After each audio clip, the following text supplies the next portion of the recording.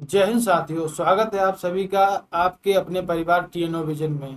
साथियों, अगर आपकी रंगों में खून नहीं, वर्दी का जुनून दौड़ता है तो और अगर आप यूपी पुलिस एसएससी जीडी 2026 की परीक्षा में हिंदी के अंदर पूरे में 37 नंबर ठोक कर आना चाहते हैं तो बिल्कुल सही जगह पर हैं।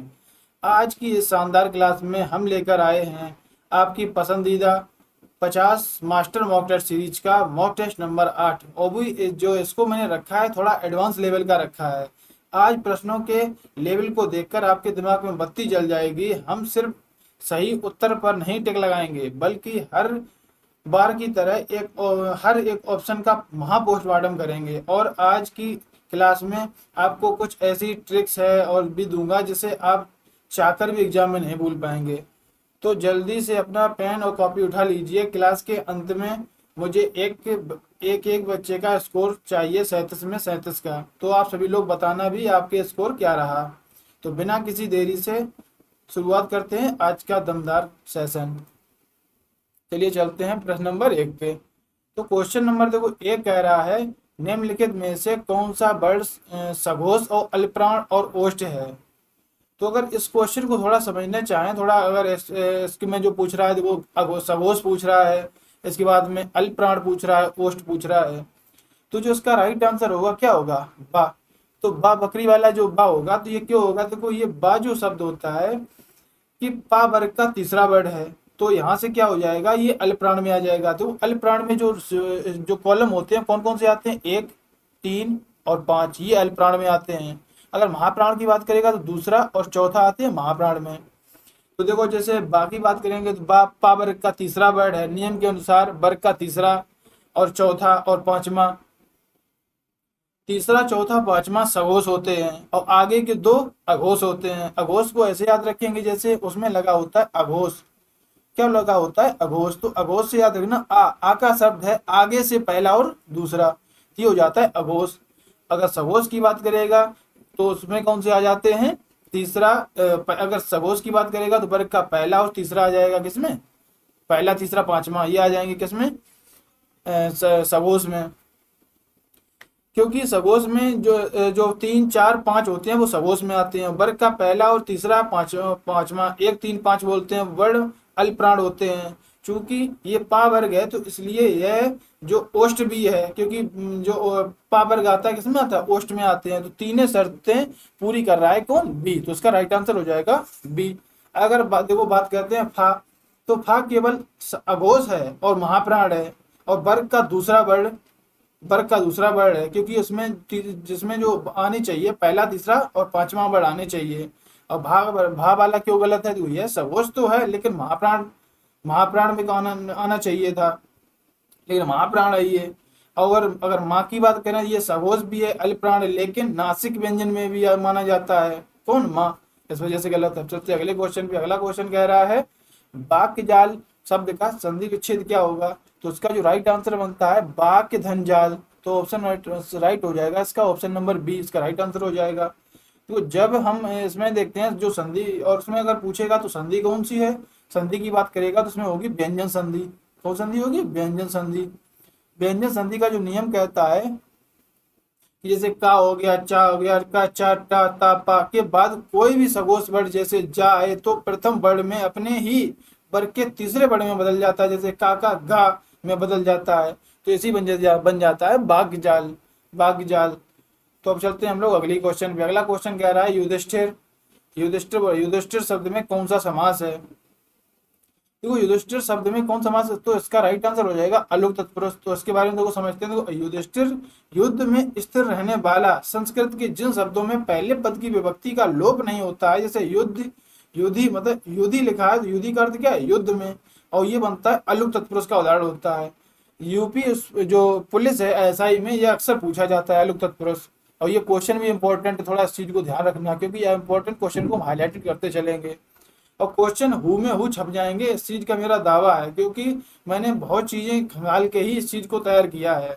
अब चलते हम लोग, देखो अगर इसकी बात करें जो नष्ट तत्पुरुष होता है, ये होता है नकारात्मक शब्दों में होता है, जैसे अज्ञान, नापसंद। कर्मधारय में क्या होता है? विशेषण विशेष का वर्णन होता है।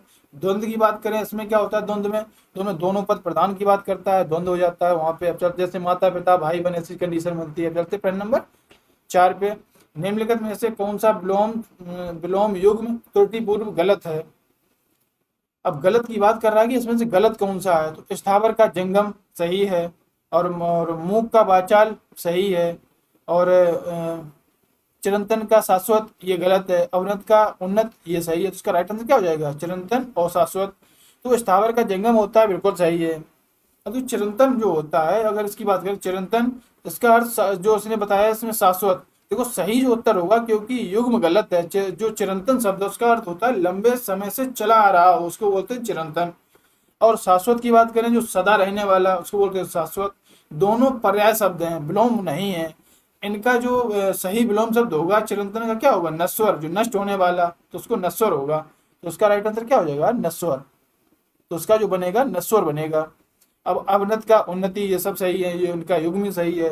अगर मूक का वाचाल ये भी सही है, मूक का जैसे मूक बोल सकते हैं, मूक का गूंगा या वाचाल, या वाचाल बोल सकते हैं। मूक मूक होता है गूंगा, और वाचाल होता है बहुत अधिक बोलने वाला। अब चलते हैं हम लोग अगले क्वेश्चन में। अगला क्वेश्चन कह रहा है अखरोट शब्द का शुद्ध तत्सम रूप क्या होगा। अब अखरोट की बात कर रहा है तो उसका राइट आंसर हो जाता है अछोट। इसे क्या बोलते हैं, अछोट। तो उसका जो राइट आंसर हो जाएगा ऑप्शन नंबर बी। तो संस्कृत का जो मूल शब्द है अछोट ही हिंदी में अखरोट बन गया। नियम कहता है तत्सम का छा और तद्भव में खा और छा जो छतरी वाला छा बन जाता है। अच्छावट क्या होता है, अच्छावट होता है अखाड़ा को बोलते हैं। अच्छावट किसको बोलते हैं, अखाड़ा को बोलते हैं। किसको बोलते हैं, अखाड़ा को बोलते हैं अच्छावट। अगर इसकी बात करते हैं अखरोट, ये तो कोई गलत शब्द लिखा है, अछोट ये तो बर्तनी शुद्धि गलती है। चलते अगले क्वेश्चन पे। अगला क्वेश्चन कह रहा है निम्नलिखित में से शुद्ध बर्तनी वाले विकल्प का चयन कीजिए। तो जिस ये इसमें जो शुद्ध बर्तनी वाला पूछ रहा है तदोपरांत पूजनीय, और उसके बाद पूछ रहा है शुद्ध बर्तनी वाला पूछ रहा है, तो उसका जो राइट आंसर हो जाएगा अंत्याक्षरी। अंत्याक्षरी बिल्कुल सही लिखा है। यह बर्तनी शुद्ध है क्योंकि जो अंत्य होता है, अन और न और ता और या, ये लिखा जाता है अंत्य धन अक्षरी। इसका संधि विच्छेद बनता है क्या, अंत्य धन अक्षरी, इसका संधि विच्छेद बनता है। इसमें अगर इसकी आगे की बात की, जैसे पूजनीय, पूजनीय में क्या है, लेकिन जो परीक्षा में देखो, हालांकि ये शुद्ध तो है, जो पूजनीय जो लिखा है ये शुद्ध है, ये बात नहीं कि गलत है। जो जो परीक्षा में अगर बात करें तो परीक्षा में पूजनीय ऐसे ना लिखकर हम वैसे मान लेते हैं, जैसे ये मान लिया जाता है पूज्य धननीय, ऐसे पूजनीय। तो ये लेकिन अगर बर्तनी तो उसकी भी शुद्ध है, ये भी सही लिखा है पूजनीय, क्योंकि लिखा ऐसा ही जाता है बर्तनी शुद्धि में। तो अगर इसकी में ऐसी बात करें पूज्य या पूजनीय, तो ये भी दोनों ही सही माने जाएंगे, क्योंकि सही शब्द होता है पूजनीय जो इसमें लिखा है। अगर पूज्य शब्द होगा, जैसे शब्द जो बनेगा पूज्य या फिर बनेगा पूजनीय, ये दोनों सही है। तो इसके राइट आंसर क्या हो जाएंगे, ये भी सही हो जाएगा। तो इसके राइट आंसर हो जाएंगे दोनों, ए और बी। अब हम लोग चलते हैं अगले क्वेश्चन। देखो तदुपरांत गलत है। तदुपरांत में क्या होता है, तदुपरांत में जैसे तत्धन उपरांत, तो तदुपरांत होता है। तदु जो ओ की मात्रा लगी है वो छोटे ऊ की मात्रा लगती है, तदुपरांत होता है। चलते हैं अगले क्वेश्चन पे। अगला क्वेश्चन कह रहा है जिसे प्रमाण द्वारा सिद्ध ना किया जा सके, जिसे प्रमाण द्वारा सिद्ध ना किया जा सके। तो इसमें क्या बोल रहा है, इसको प्रमेय होती है सिद्ध करने वाला, तो बन जाएगा अप्रमेय। अप्रमेय की बात करें तो प्रमेय का जो अर्थ होता है जिससे सिद्ध किया जा सके, जैसे गणित की प्रमेय थ्योरम को बोलते हैं। अब अगर अप्रमेय यानी इसे सिद्ध ना किया जा सके तो ये विलोम हो जाएगा। अप्रमाणित की बात करें तो उसका जो अर्थ होता है अभी तक प्रमाणित ना हुआ हो। अगर अकल्पनीय की बात करें, जिसकी कल्पना ना की जा सके, तो वो जो बन जाता है अकल्पनीय। अनसुलझा इसकी बात करें तो जिसका रहस्य ना खुला हो, तो बन जाता है क्या, अनसुलझा। इसको समझेंगे। चलते हम लोग अगले क्वेश्चन पे। अगला क्वेश्चन कह रहा है जो हंसुए के ब्याह में खुरपे का गीत, हंसुए के ब्याह में खुरपे का गीत लोकोक्ति का सही अर्थ क्या है। देखो इसमें क्या बोल रहा है, जो असंगत बातें करना, मतलब एक तरीके की जो बेमेल बातें करना हो जाएंगी, तो असंगत बातें, तो इसका राइट आंसर हो जाएगा ऑप्शन नंबर सी। जब किसी अवसर पर ऐसी बात की जाए जिसका उस प्रसंग या उस माहौल से कोई लेना देना या संबंध ना हो, जैसे हंसुए की शादी में खुरपे का क्या काम है बताओ। जो हंसुए होते हैं, जो हम लोग शुद्ध गाँव की भाषा वो हंसिया बोलते हैं, दराती बोलते हैं, उसके ब्याह में खुरपा का क्या काम है, उसको खुरपी बोलते हैं, उसका क्या काम है, तो ऐसा हो जाएगा। अब हम लोग चल रहे हैं अगले क्वेश्चन पे। निम्नलिखित में से कौन सा शब्द स्त्रीलिंग है? तो अगर स्त्रीलिंग की बात करें तो हम लोग होता या होती शब्द को सीधा लगाएंगे, अपने क्वेश्चन को पहचान लेंगे। तो बाजरा होता है, गेहूं होता है, जौ होता है, सरसों होती है, तो इसका राइट आंसर क्या हो जाएगा? सरसों। कोई फालतू का सेंटेंस वगैरह लगाने की जरूरत नहीं है कि इसको पूरा सेंटेंस बनाओ, सिर्फ होता और होती शब्दों को लगाएंगे और आंसर मिल जाएगा। अब हम लोग चल रहे हैं अगले क्वेश्चन पे। अगला क्वेश्चन कह रहा है, यदि बारिश होती तो फसल अच्छी होती। तो यह वाक्य किस काल का उदाहरण है? अगर दोनों कंडीशन इस तरीके की जुड़ी हुई होती हैं तो वहां हमेशा बनता है हेतु हेतु मत भूतकाल। अगर ये भी देखना, अगर सेंटेंस को पढ़ने से तुम्हें ये लगे कि कुछ समय की बात है, या तुम्हें खुद से फील होगा कि ये किस स्थिति की बात कर रहा है, ये वर्तमान है या भविष्य है या भूत है, तो जहां भूतकाल की एक क्रिया दूसरी क्रिया पर निर्भर होती है, यदि यदि ऐसा होता तो वैसा होता, यदि यहाँ ना बारिश हुई तो और ना फसल अच्छी हुई, तो सब बात बीत चुकी है, तो यहाँ कौन सा बनेगा? हेतु हेतु मत भूतकाल। संदिग्ध की बात करें तो उसमें कार्य होने में संदेह होता है, जैसे उसने खाया होगा। अपूर्ण की बात करें तो यहाँ पे होते कि जैसे क्रिया चल रही थी, जैसे राम पढ़ रहा था, वो जाएगा अपूर्ण भूतकाल। संभाव्य भविष्य काल की बात करें, संभाव्य भविष्य की, यह आने वाले समय की संभावना और शायद कल वर्षा हो, ये उसको दर्शाता है। अब चलते हैं हम लोग अगले क्वेश्चन पे। अगला क्वेश्चन कह रहा है, मुझसे यह भारी बोझ उठाया नहीं जाएगा, इस वाक्य में कौन सा वाच्य है? तो उसमें बोला बोझ उठाया नहीं जाएगा, तो क्या नहीं उठाया जाएगा? बोझ। तो इसमें जो कर्म पे डिपेंड कर रहा है, तो उसमें जो राइट आंसर बनेगा कर्म वाच्य। तो ध्यान देने, जैसे इसमें जो बच्चे देखकर जो ये गलती करते हैं, तुरंत भाववाच्य लगा देते हैं क्योंकि ऐसी असमर्थता जैसी बात कर रहा है। लेकिन इस वाक्य में भारी बोझ जो है, जिसमें कर्म मौजूद है, लेकिन क्रिया कर्म के अनुसार है, बोझ उठाया जाएगा, तब कर्म मौजूद हो और कर्ता के साथ से द्वारा लगा हो, तो वहां कौन सा होता है? कर्मवाच्य होता है। कर्तवाच्य में क्या बनेगा? इसमें मैं बोझ नहीं उठाऊंगा, ये बनेगा कर्म, जो कर्तवाच्य बनेगा कि इसमें जो मैं बोझ नहीं उठाऊंगा, ये बन जाता कर्तवाच्य बन जाता। अगर इसमें लिखा होता क्या, मैं बोझ नहीं उठाऊंगा, तो होता ये कर्तवाच्य। तो भाववाच्य की बात करें, मुझसे उठाया नहीं जाता, तो ये बनता कर्मक में, और वो क्या बनता? भाववाच्य। अब चलते हैं हम लोग अगले क्वेश्चन पे। अगला क्वेश्चन कह रहा है, विभत्स रस का जो स्थायी भाव होता है वो क्या होता है? तो विभत्स का क्या होता है? जुगुप्सा होता है। इसका राइट आंसर बोलते हैं इसको घेरा। विभत्स वहां की स्थिति होती है जैसे मांस, मच्छी, मच्छा, जैसे किसी का जो पेट का जो चीजें, ब्लड पूरे में फैला हुआ हो, चीजें ऐसी कंडीशन बनती है, विभत्स मतलब घेरा। उसको देखकर मन में अंदर घेड़ा जैसी स्थिति बनती है, वहां से दूर जाने का मन करे, वहां होता है जुगुप्सा। जुगुप्सा एक घेड़ा का भाव होता है।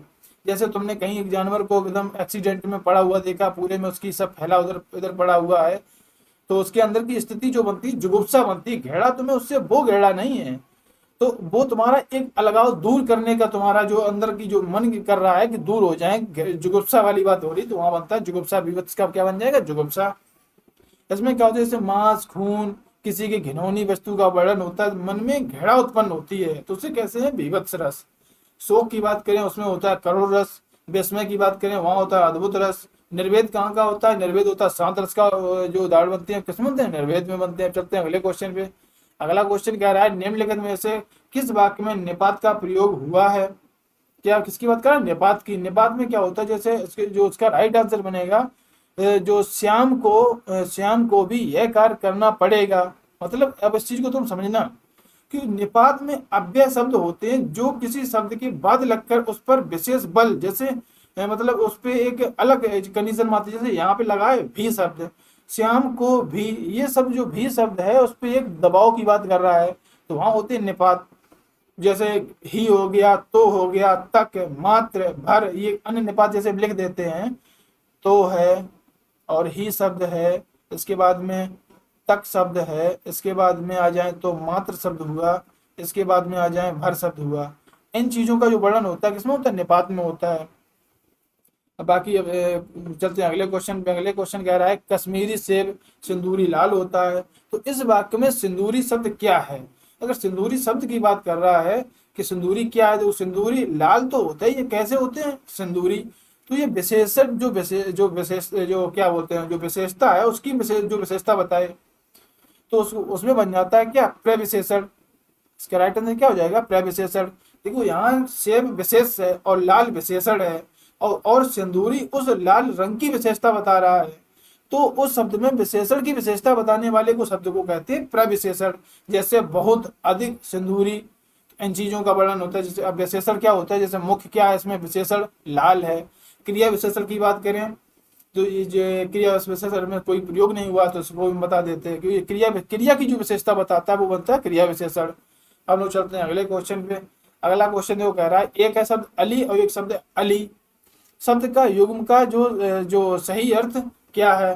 तो एक अली का अर्थ होता है भौरा, और एक अली होता है वो सखी या दोस्त को बोलते हैं। तो भौरा और मतलब सखी और भौरा और सखी बनेगा। तो कौन से ऑप्शन में लिखा है भौरा और सखी, ऑप्शन नंबर 20 का राइट आंसर हो जाएगा।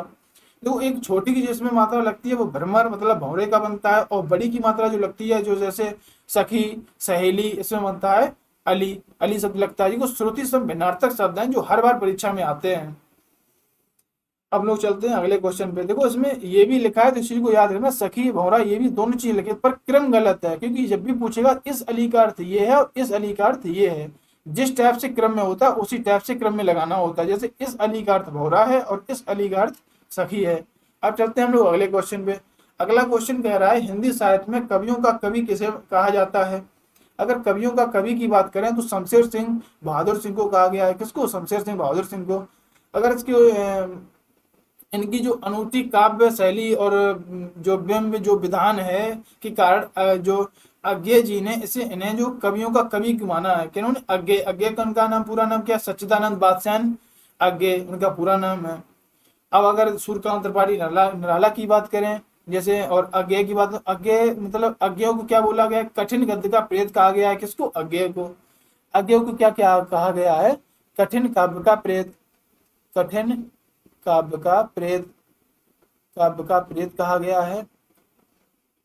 अगर बात करें सूर्यकांत त्रिपाठी निराला को, इन्हें महाप्राण और विद्रोही कवि कहा जाता है। और धर्मवीर जो भारती हैं इनको क्या बोला है? देखो इनकी प्रसिद्ध रचना है जैसे अंधा योग और गुनाहों का देवता, ये चीज याद रखना। धर्मवीर भारती कौन कौन सी है? अंधा युग हुआ, अंधा युग है। इसके बाद में क्या है? अंधा युग के साथ साथ और गुनाहों का देवता, गुनाहों का देवता। अब चलते हैं हम लोग अगले क्वेश्चन पे। अगला क्वेश्चन कह रहा है हिंदी भाषा के लिए प्रथम ज्ञानपीठ पुरस्कार किसे प्रदान किया गया। तो किसको मिला था? सुमित्रा नंदन पंत चिदम्बरा के लिए। और कब मिला था? वर्ष 1968 में। कब मिला था? 1968 में। इस चीज को ध्यान रखना, कब मिला था? 1968 में। और 1968 में पंत जी को चिदम्बरा के लिए हिंदी का पहला ज्ञानपीठ मिला। महादेव वर्मा की बात करें, अगर इन्हें 1982 में यामा के लिए मिला था। कब मिला था यामा के लिए? 1982 में। 1982 में मिला था। रामधारी सिंह दिनकर की बात करें उर्वशी के लिए, इनको मिला था 1972 में। उर्वशी के लिए कब मिला था? 1972 में मिला था रामधारी सिंह दिनकर को। और अज्ञे जी की बात करें, अज्ञे को मिला था 1978 में मिला था। कब मिला था? 1978 में मिला था।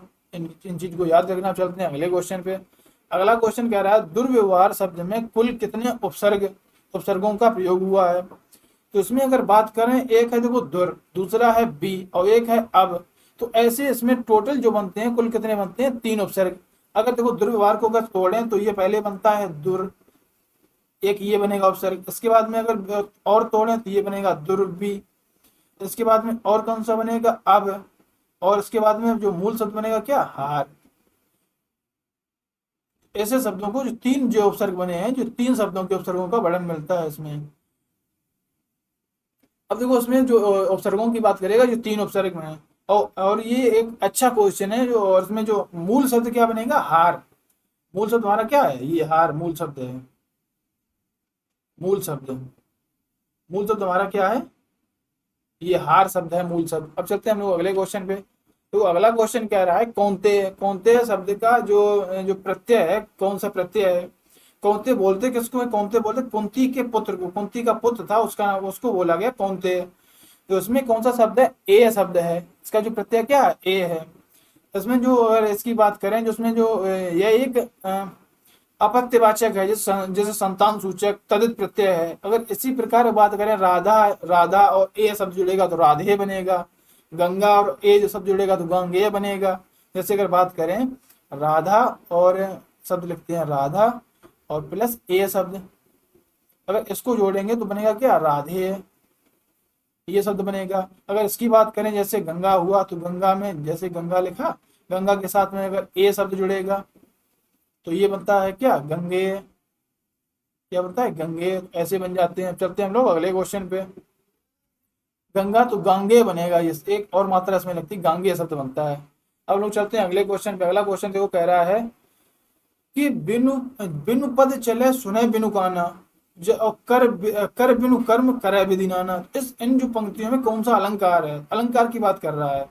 तो उसमें क्या होता है, जहां कारण अपने पैर, जैसे कारण में क्या है, पैर कान हाथ के बिना ही कार्य जैसे चलना सुनना काम करना होना पाया जाए तो वहां क्या बनता है, विभावना। ये एक अच्छा क्वेश्चन है, इस चीज को ध्यान रखना, ये और इम्पोर्टेंट क्वेश्चन है। अब देखो इसकी बात करते हैं, जैसे इसमें बोला गया तो उसमें आंसर, राइट आंसर क्या हो जाएगा, विभावना। तो वहां विभावना अलंकार होता है जहाँ पे जैसे कारण के बिना ही जैसे कार्य का होना पाया जाता है, तो उसमें क्या होता है, विभावना अलंकार। विशेषोक्ति की बात करें ये इसका ठीक उल्टा होता है, जैसे कारण होने पर भी कार्य ना हो, जैसे जल बीच मीन प्यासी, तो ये बनता है विशेषोक्ति। कि जो कारण होने पर भी और कार्य ना हो, जैसे जल बीच मीन प्यासी, मतलब पानी में मछली प्यासी है, इस चीज का वर्णन इसमें होता है। असंगति में क्या होता है, चोट लगे, चोट कहीं लगे और दर्द कहीं हो, जैसे टूटता कुटुम्ब, जो टूटता कुटुम्ब और द्रग और जो उर्जत, ऐसा वो इसमें आ जाते हैं असंगति में।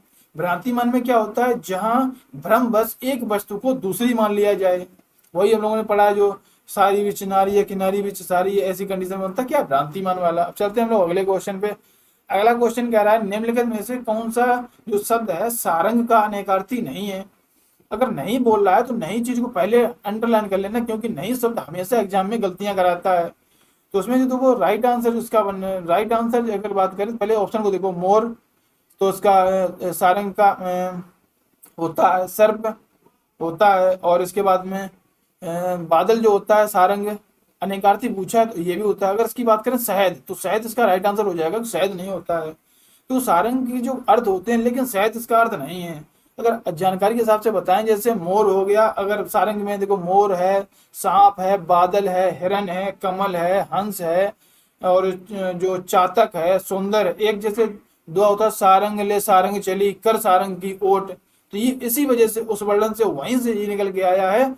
तो सारंग के इतने अर्थ हुए, जैसे सारंग ले सारंग चली और कर सारंग की ओट, वहीं पे ऐसी चीजों का वर्णन मिलता है जैसे मोर, सांप, बादल, हिरन, कमल, हंस, चातक और सुंदर, इन चीजों का वर्णन मिलता है। बाकी ये सभी सारंग के अनेकार्थी शब्द हैं और ये शब्द नहीं है। अब चलते हैं हम लोग अगले क्वेश्चन पे। अगला क्वेश्चन कह रहा है पुंडरीक निम्नलिखित में से किसका पर्यायवाची है। अगर पुंडरीक की बात करें तो उसका राइट आंसर हो जाएगा, पुंडरीक है सफेद कमल का पर्यायवाची शब्द है। देखो कमल के प्रकारों में अलग अलग नाम आते हैं, जैसे पुंडरीक होता है सफेद कमल। अतिरिक्त जानकारी बताएं तुम्हें इसके अतिरिक्त, जैसे लाल कमल को बोलते हैं कोकदंड, नीला कमल को बोलते हैं इंद्रीवर, जो नीला कमल होता है उसको बोलते हैं इंद्रीवर। जो कमल के जो सामान्य पर्यायवाची जैसे होते हैं कौन, अरविंद है, सरोज है, पंकज है, जलज है, नीरज है, तो ये सब किसके बनते हैं, कमल के। अब इसके अतिरिक्त एक जानकारी हम तुम्हें ये भी लिख देते हैं, जैसे बोलेगा लाल कमल, लाल कमल की अगर बात करेगा तो उसको बोलते हैं क्या, कोक दंड, कोक दंड नहीं, कोक नद, इसको बोलते हैं कोक नद। और अगर सफेद की बात करेगा, सफेद कमल, तो ये चीज याद रखना और लिख लेना, सफेद सफेद कमल। तो अगर सफेद कमल की बात करता है तो उसको बोलते हैं पुंडरीक, जो हम लोगों के सामने है पुंडरीक, पुंडरीक, पुंडरीक शब्द बनता है। अब हम इसकी बात करें नीला कमल, कौन सा, नीला कमल, नीला कमल। अगर इसकी बात करें इसमें होता है क्या, इंदिवर, इंदिवर बन जाता है। इस चीज को याद रखना। आप चलते हैं हम लोग अगले क्वेश्चन पे। अगला क्वेश्चन कह रहा है निम्नलिखित में से अशुद्ध वाक्य का चयन कीजिए। देखो इसमें पूछ रहा है अशुद्ध शब्द, तो मतलब शुद्ध हमें ढूंढने हैं, शुद्ध शुद्ध गलतियां। देखो जैसे इसमें देखो लिखा है मैंने यह काम कर लिया है, मैंने यह काम कर लिया है, तो ये सबको सही लग रहा है। उसके बाद महादेवी वर्मा एक विद्वान लेख, अरे यही गलती मिल गई, देखो विद्वान, क्योंकि ये इस जो इसकी क्या बोलते हैं, तो जैसे विद्वान का क्या बोलते हैं, विदुषी, ये एक वैसी गलती है जैसे स्त्रीलिंग पुल्लिंग वाली संबंधी गलती है, क्योंकि ये वाक्य वैसा गलत है जैसे विद्वान का क्या होता है, विदुषी होता है, तो वहां पे आएगा विदुषी शब्द। ये हम लोगों को मिलेगा, तो हम लोगों का राइट आंसर हो जाएगा ऑप्शन नंबर बी। बाकी जब अगर बाकी ऑप्शन को चेक करो या ना करो, तो हम लोगों को ये बेसिक अगर जानकारी पता है तो माधवी वर्मा महिला थी, तो उसके लिए लेखिका शब्द है, तो ये विद्वान नहीं, वहां पे आएगा विदुषी महिला थी, लेखिका थी, तो वहां ये चीज आएगी। चलते हैं अगले क्वेश्चन पे। अगला क्वेश्चन कह रहा है राम धीरे धीरे चलता है, तो वाक्य में जो धीरे धीरे शब्द है वो किस प्रकार का अव्यय है? अगर धीरे धीरे, फटाफट और चला चल, ऐसी कंडीशन जो आती है वो सारी आती है किसमें? उसको चलने की तरीका, तौर तरीकों बात करता है, बनता है रीतिवाचक क्रिया विशेषण। इसमें क्या होता है, जो शब्द है बताए कि कार्य कैसे हो रहा है, जैसे धीरे धीरे, फटाफट, तो कार्य की विधि या रीति को बताता है, तो वो बनता है रीतिवाचक होता है। यहाँ चलने का ढंग बता रहा है, कैसे? धीरे धीरे बताया गया है। अगर कालवाचक की बात करें तो इसमें बन जाएगा जैसे यह कब का उत्तर देता है, यह कब का उत्तर देता है, जैसे कल है, आज है, ऐसी कंडीशन आती है। और स्थानवाचक की बात करेगा, यहाँ, कहाँ, और का जो उत्तर देता है का, जैसे यहाँ, वहाँ, ऐसी स्थिति मतलब स्थानवाचक। परिमाण की बात करें तो यहाँ आता है कितना शब्द, जैसे बहुत थोड़ा या बहुत अधिक, ऐसी कंडीशन बनती है, वहां पे आता है परिमाणवाचक। अब लोग चलते हैं अगले क्वेश्चन पे। 8 कनौजिया 9 चूल्हे, लोकोक्ति का सटीक अर्थ क्या है? इसमें क्या होता है, अलगाव की स्थिति को दर्शा रहा है, तो मतलब फूट होना, मतलब अलग अलग होना, तो इसमें बनता है 8 कनौजिया 9 चूल्हे, मतलब केवल 8 लोग थे, चूल्हे सबके अलग अलग रखे हैं, ऐसे ऐसे अलग अलग सबके हैं, कोई यहाँ, कोई यहाँ, कोई यहाँ। इस कंडीशन में क्या बनता है, अलगाव की स्थिति। इसमें क्या होता है, जैसे जहां 8 लोग और उनके 9 चूल्हे जल रहे हों, तो इसका सीधा अर्थ है उनमें एकता नहीं है, जैसे भयंकर आपसी फूट है। अब चलते हैं हम लोग अगले क्वेश्चन पे। अगला क्वेश्चन कह रहा है इनमें से कौन सी रचना तुलसीदास की नहीं है? तो क्वेश्चन का पैटर्न लेवल तुम्हें समझ में आ रहा होगा कि ऐसे ही क्वेश्चन बनने वाले हैं, तो इस चीज को ध्यान रखना। और एक भी क्लास मिस ना हो, तो इस वजह से चैनल को सब्सक्राइब करके जरूर रखना, क्योंकि जिससे आने वाले जो नोटिफिकेशन तुम्हें मिलते रहें। देखो इस क्वेश्चन की अगर बात करें, इसमें जो पूछा है कि नहीं है, तो नहीं की बात करें, देखो विनय पत्रिका है इसकी, इनकी है, और उसके बाद में कवितावली इनकी है, और जो जो गीतावली है, गीतावली भी इनकी है, तो ये इसका जो राइट आंसर हो जाएगा, ये इसका राइट आंसर हो जाएगा। तुलसीदास जी की ये नहीं है। साहित्य लहरी ये किसकी है? तो साहित्य लहरी जो है भक्ति काल के जो महान कवि कौन है? सूरदास। सूरदास जी की रचना है, और उनकी अन्य रचनाएं कौन सी हैं? देखो सूर सागर हो गई, सूरसारावली हो गई, साहित्य लहरी हो गई, किनकी है? सूरदास जी की है। अब हम लोग चलते हैं अगले क्वेश्चन पे। अगला क्वेश्चन कह रहा है निम्नलिखित में से किस शब्द में अव्ययी भाव समास नहीं है? अब ये बोल रहा है अव्ययी भाव समास नहीं है, जैसे नकटा न, तो इसमें जैसे नकटा सीधा देखो, नकटा में अव्ययी भाव नहीं है। अगर रातों रात की बात करें, अव्ययी भाव है। भरपेट में भर है, रातों में रात में रात है, आमरण में अपसर्ग है, तो अव्ययी में होता है आगे के शब्द में उपसर्ग की भांति कार्य करता है, तो वहां बनता है अव्ययी भाव समास। तो इसमें क्या है, नकटा इसका राइट आंसर हो जाएगा, कि इसमें जो नकटा में अर्थ होता है नाक कटी है जिसकी, जैसे बहुब्रीहि समास बनेगा, जैसे नष्ट तत्पुरुष बन जाएगा। किसी विशेष व्यक्ति की बात कर देगा तो वहां बनेगा बहुब्रीहि समास। जैसे नष्ट तत्पुरुष, इसमें अगर उदाहरण का माना जाता है और इसमें अव्यय नहीं है, इस वजह से इसका राइट आंसर हो जाएगा नकटा। अगर और के ऑप्शन की बात करें, देखो जैसे भरपेट में पेट भर, रातों रात में रात ही रात में, आमरण की बात करें मरने तक, ये तीनों अव्ययी भाव के स्पष्ट उदाहरण हैं। अब हम लोग चलते हैं अगले क्वेश्चन पे। अगला क्वेश्चन कह रहा है पानी पीकर जात पूछना, मुहावरे का सही अर्थ क्या है? देखो उसका, देखो प्यास बुझाना गलत है, अपमान करना गलत है, बहुत चालाक होना, और काम निकलने के बाद सोचना, तो उसका राइट आंसर क्या हो जाएगा? काम निकलने के बाद सोचना। तो जब कोई व्यक्ति अपने पास काम कर ले और अपना फायदा उठा ले, तो उसके बाद उसके जो औचित्य पर विचार करे, तो ये हो जाता है काम निकलने के बाद सोचना हो जाएगा, मतलब पानी पीकर जात पूछना हो जाएगा। अब लोग चलते हैं अगले क्वेश्चन में। अगला क्वेश्चन कह रहा है जो करेगा सो भरेगा। इसमें इस वाक्य में कौन सा सर्वनाम है? अगर इसकी बात करें, सर्वनाम कौन सा हो जाएगा? जो करेगा। जो और सो कैसे शब्द होते हैं? पहली बात तो याद रखो, जो और सो जो शब्द होते हैं, जो और सो ये शब्द होते हैं संबंधवाचक में। किसमें? संबंधवाचक। संबंधवाचक बनते हैं, तो उसमें जो राइट आंसर हो जाएगा क्या? संबंधवाचक। संबंधवाचक में यही शब्द आते हैं, जैसे जो सर्वनाम वाक्य में किसी दूसरे सर्वनाम से संबंध बताते हैं, जैसे जो सो, जैसी वैसी, और जिसकी उसकी, तो वे संबंधवाचक कहलाते हैं। पुरुषवाचक की बात करें, मैं तुम वह, ये आते हैं पुरुषवाचक में। निजवाचक की बात करें, निज में क्या होता है? निज में आप हो गए, स्वयं हो गए, किसमें आते हैं? निजवाचक में। निश्चय की बात करें, निश्चय में होता है क्या? यह शब्द वह शब्द निश्चयवाचक में आते हैं। अब हम चलते हैं अगले क्वेश्चन पे। अगला क्वेश्चन कह रहा है हिंदी की जो सा ध्वनि है, सिटी वाला सा ध्वनि है, सा ध्वनि है जो जो किस प्रकार का वर्ड है। पहली बात तो ये तालब सा है। कैसा सा है? तालब सा है। इसमें लिखा भी देखो तालब सा, इस वजह से मैंने क्वेश्चन में भी लिख रखा था तालब सा है। तो उसका राइट आंसर क्या हो जाएगा? किस प्रकार का वर्ड है, तो वर्ड की बात कर रहा है ना, तो तालब। इसका राइट आंसर हो जाएगा क्या? तालब। तो सा वर्ड का उच्चारण होता है जिसे इसमें बोलते हैं इचू ऐसा नाम तालब। ई और ई वर्ग आते हैं, जिसमें क्या क्या आते हैं देखो, ई आता है, छोटी ई आती है, अरे छोटी छोटी ई आएगा, बड़ी ई आएगी, इसके बाद में पूरा चा वर्ग आता है, चा वर्ग आता है, इसके साथ साथ या और सा, तो ये चीजें आती हैं इनके अंदर। और अतिरिक्त जानकारी अगर बात जो सा सरोता वाला जो सा होता है, ये किसमें आता है? दंत में सा आता है। ये किसमें आता है? ये आता है दंत सा में आता है, जैसे दांतों से जो होते हैं। और जो षटकोण सा है, ये किसमें आएगा? मूर्धन्य में आएगा, मूर्धन्य। मूर्धन्य अगर इसकी बात करें सीटी वाला सा, तो ये आता है तालब में। किसमें आता है? तालब में। ऐसे इन चीजों को थोड़ा ध्यान रखना, तीनों चीजों को, तीन जो सा है। अब चलते हैं हम लोग अगले क्वेश्चन पर। अगला क्वेश्चन देखो, कह रहा है निम्नलिखित में से पूर्वकालिक क्रिया का उदाहरण कौन सा है। तो इसमें होता है देखो, इसमें बोलता है एक काम करके जब दूसरी क्रिया में लग जाता है, जैसे जब करता है एक क्रिया को समाप्त करके दूसरी क्रिया तुरंत शुरू कर देता है, तो पहली क्रिया पूर्वकालिक क्रिया कहलाती है। इसकी पहचान धातु के अंत में कर या करके शब्द लगा होता है, जैसे नहा कर।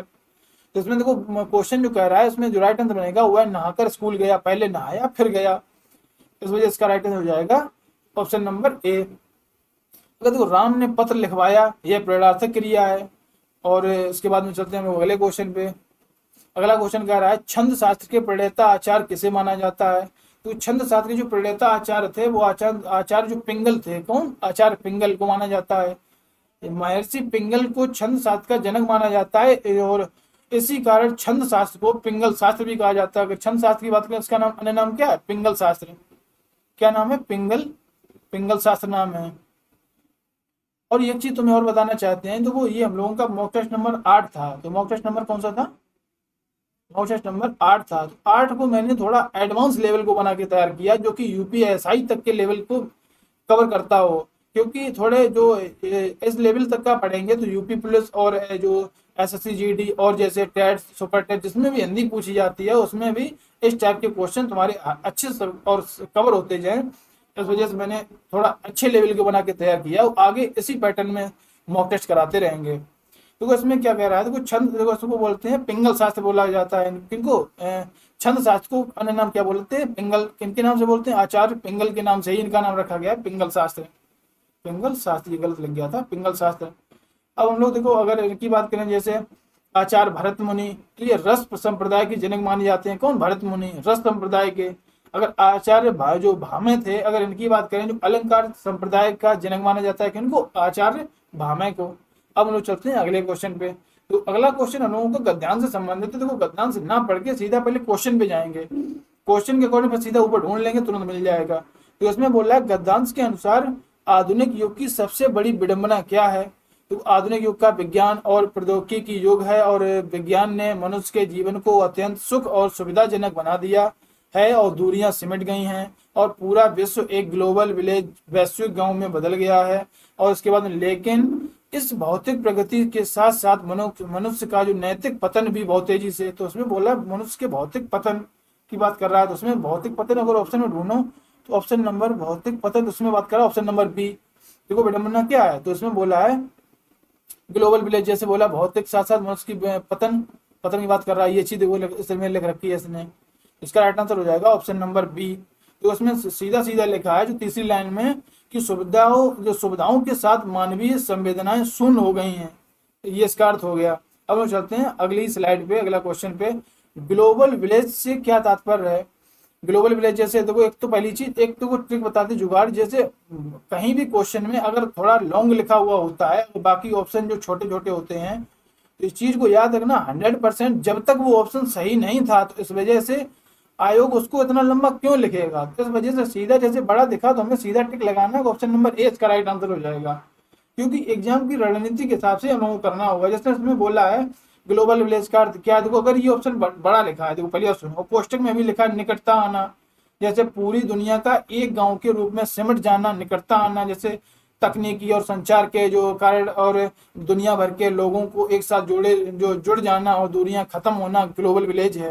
तो उसमें नहीं लिखा है देखो, तेजी से हुआ है और इसमें गुलाम होते जा रहे हैं, हमारी मानवीय संवेदनाएं शून्य होती जा रही हैं इस टाइप से। तो कुछ चीजें जो उसके आधार पर अगर ऑप्शन तुम्हें सही दिख रहा है तो सीधा टिक करो और आगे बढ़ो। अब चलते हैं अगले क्वेश्चन में। अगला क्वेश्चन तो कह रहा है मानव सभ्यता के लिए विनाश का कारण क्या बन सकता है? अगर इसकी अगर राइट आंसर की बात करेंगे तो हम लोग पहले ढूंढेंगे 35 नंबर कहाँ लिखा है, तो जो अंतिम स्पष्ट लाइन में लिखा है देखो, कहाँ पे, विज्ञान के जो अंधा युग दोहन के विनाशकारी पर्यावरण संकटों को जन्म दिया यह है, यदि हमने समय रहते विज्ञान के साथ आध्यात्मिक और नैतिक मूल्यों का सामंजस्य नहीं बिठाया तो मतलब ऐसी कंडीशन बन जाएगी, मतलब विनाश का कारण बन जाएगा। इसमें बोला तो विज्ञान के साथ नैतिक मूल्यों का सामंजस्य ना होना, तो इसका राइट आंसर हो जाएगा ऑप्शन नंबर बी, इसका राइट आंसर हो जाएगा। अब हम लोग चलते हैं अगले क्वेश्चन पे। अगला क्वेश्चन कह रहा है आज के मनुष्य की मानवीय संवेदनाएं हैं कैसी हो गई हैं? तो इसका जो राइट आंसर की बात करें वो कैसी हो गई है, इसका राइट आंसर हो जाएगा देखो, इसमें लिखा है देखो, प्रगति के साथ साथ मनुष्य का पतन होते जा रहा है और हम मशीनों के गुलाम होते जा रहे हैं और हमारी संवेदनाएं शून्य होती जा रही है, देखो शून्य होती जा रही हैं। तो इसका राइट आंसर हो जाएगा option number B, option number 20 का शून्य होती जा रही है। अब हम चलते हैं अगले क्वेश्चन पे। तो गद्यांश में प्रयुक्त अनभिज्ञ, तो अनभिज्ञ शब्द का अर्थ क्या है? तो अनभिज्ञ की अगर बात करें तो अनभिज्ञ होता क्या है? अनभिज्ञ होता है जिसका जो अर्थ होता है अनजान, जिसे ज्ञान ना हो। तो गद्यांश में कहा गया है कि मनुष्य अपने जो पड़ोसी के दुख से अनभिज्ञ है, देखो यहाँ लिखा है, यहाँ पे पढ़ा था, होड़ में लगा है, लेकिन मनुष्य अपने पड़ोसी के दुखों से पूरी तरह से अनभिज्ञ है, यहाँ लिखा है अनभिज्ञ है। तो इसको समझते हैं, देखो देखो मनुष्य अपने पड़ोसी के दुख से अनभिज्ञ और अनजान बेखबर है, और अनभिज्ञ का जो विलोम शब्द होता है वो होता है अभिज्ञ, मतलब जानकार। तो उसका जो राइट आंसर हो जाएगा क्या हो जाएगा? अनजान। तो आज के लिए इतना ही। फिर हम लोगों को एक चीज और बताना चाहेंगे हम आपको कि ऐसी जो पैटर्न की सारी चीजें होंगी हम लोग ध्यान से करेंगे, और अपना जो स्कोर है जो भी हो अपना स्कोर जरूर बताना, और जो भी आपका जितना जैसे 37 क्वेश्चन थे आपका क्या स्कोर रहा, क्या पैटर्न के क्वेश्चन लगे, थोड़ा इसकी कमेंट में राय जरूर देना। और इस लेवल की सीरीज को मैं आगे कंटिन्यू बनाए रखें तो फिर आपके लिए जो एक अच्छा सा जो भी होगा आगे बराबर बनाए रखेंगे। अगर देखो आज की जो इस क्लास में आपको सच में कुछ नया सीखने को मिला है और मेरा यह पोस्टमार्टम करने का तरीका आपको पसंद आया है तो वीडियो को एक लाइक जरूर करना, और अपने उन दोस्तों के पास वीडियो जरूर शेयर करना जो वर्दी पहनने का सपना देख रहे हैं। और हाँ, अगर अभी तक आपने अपने परिवार को ज्वाइन नहीं किया है तो चैनल टीनो विजन और इसको सब्सक्राइब करें और बेल आइकन को जरूर दबा दें ताकि अगली क्लास की नोटिफिकेशन आपके पास पहले आपके पास पहुंच जाए। मिलते हैं आपसे अगली क्लास में और एक और नए और दमदार मॉक टेस्ट के साथ। तब तक के लिए पढ़ते रहिए, मुस्कुराते रहिए और अपने लक्ष्य की ओर बढ़ते रहिए। जय हिंद, वंदे मातरम।